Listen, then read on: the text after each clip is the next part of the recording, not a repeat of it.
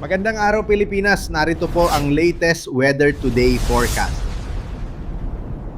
Malakas pa rin ang habagat na umiral sa western portion ng ating bansa. At sa kasalukuyan, nagdudulot pa rin ho ito ng pag-ulan sa malaking bahagi ng Luzon landmass at ng Western Visayas. So kung makikita nga po natin dito sa latest satellite imagery, concentrated po yung mga malalakas na pag-ulan sa westernmost portion ng Luzon, partikular po dito sa Occidental Mindoro, sa Zambales at Bataan, habang dito sa Metro Manila, sa natitirang bahagi pa ng Luzon, partikular dito sa Northern Luzon, sa Ilocos Region, Cordillera Administrative Region sa Cagayan Valley, sa natitirang bahagi pa ng Central Luzon, sa Calabarzon, sa natitirang bahagi pa ng Mimaropa Region, maging dito sa malaking bahagi ng Western Visayas. Asahan pa rin natin ng mga light to moderate rains with at times heavy or occasionally heavy rains dahil po yan sa mga thunderstorms, especially during thunderstorms. At itong mga pag-ulan na ito ay dulot po yan ng habagat o southwest monsoon. Kaya ating abiso sa ating mga kababayan, patuloy pa rin hong mag-ingat saan man ang ating lakad, huwag hong kalimutang magdala ng mga pananggalang sa ulan at patuloy na maging alerto sa mga bantahon ng pagbaha, especially sa mga low-lying areas at sa mga vulnerable areas. Lalo na't doon sa mga lugar kung saan ay saturated na po ang lupa dahil sa halos tuloy-tuloy na mga pag-ulan. Patuloy natin silang pinag-iingat at maging alerto po tayo at maging vigilant.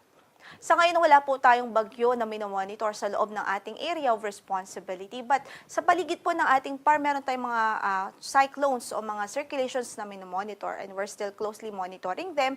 Pero sa kasalukuyan, sa loob ng ating Tropical Cyclone Information Domain, meron tayong LPA na minomonitor na sa northeastern portion ho yan ng ating area of responsibility.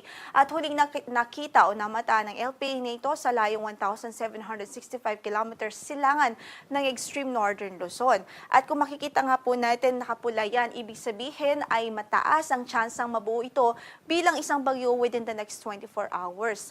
At ang nakikita naman po natin, ang good news po dyan dahil hindi po natin inaasahan na ito ay makakaapekto sa anumang bahagi ng ating bansa dahil ang kanyang movement o kanyang pagkilos ay pa-eastward o pasilangan. Papalayo po yan ng ating area of responsibility. Gayunpaman, patuloy po tayong magantabay sa magiging update ng po dyan sa weather disturbance sakali pong magkaroon ng mga significant changes. Samantala, ang ating weather advisory nakataas pa rin ho ngayon dito sa Zambales, Bataan, maging sa Occidental Mindoro. So for today ho yan ngayong araw hanggang bukas ng hapon, posible pa rin ho ang 50 to 100 millimeters of rainfall dito sa Zambales, Bataan at sa Occidental Mindoro. Ibig sabihin, yung mga localized flooding is still expected, lalong-lalo na during heavy rains or during heavy downpour. So sa mga kababayan natin doon, patuloy natin silang inaabisuhang mag-ingat po. By Saturday afternoon to Sunday afternoon, pwede rin hong magkaroon pa rin ng 50 to 100 millimeters of rainfall dito sa Zambales, Bataan at Occidental Mindoro dahil pa rin ho yan sa epekto ng habagat o southwest monsoon.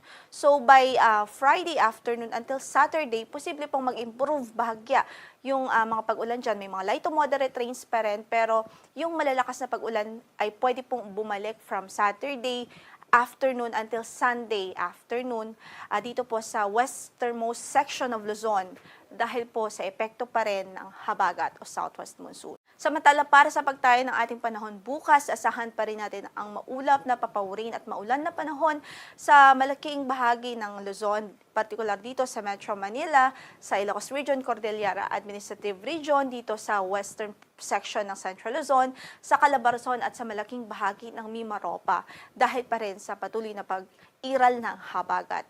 At para sa ating temperature range sa Baguio, 18 to 20, 26 to 32 sa Lawag, 25 to 34 sa Tuguegarao, 26 to 32 sa Legazpi City, 25 to 28.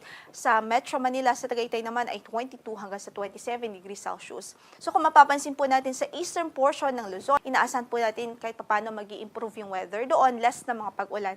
Maliban po dito sa western section kung saan ay inaasahan pa rin natin talaga ang maulap na papawirin at mga light to moderate rains. Samantala, sa malaking bahagi naman ng Visayas at Mindanao ay bahagyang maulap hanggang sa maulap lamang, mainit ang panahon at mataas pa rin po ang tsansa ng mga isolated thunderstorm. Gayunpaman, may mga possible thunderstorms pa rin.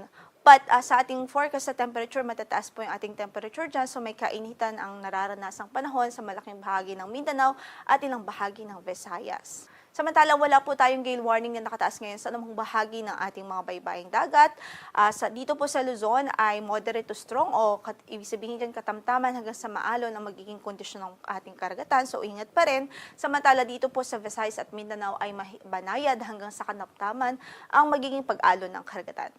Samantala sa ating weather outlook from Saturday hanggang Monday sa malaking bahagi ng ating ng Luzon dito sa Metro Manila at Baguio City, mataas po yung tsansa na mag-persist o masustain itong mga pag-ulan na ito, mga light to moderate rains. Possible pa rin ang rain showers any time of the day dahil pa rin ho yan sa habagat.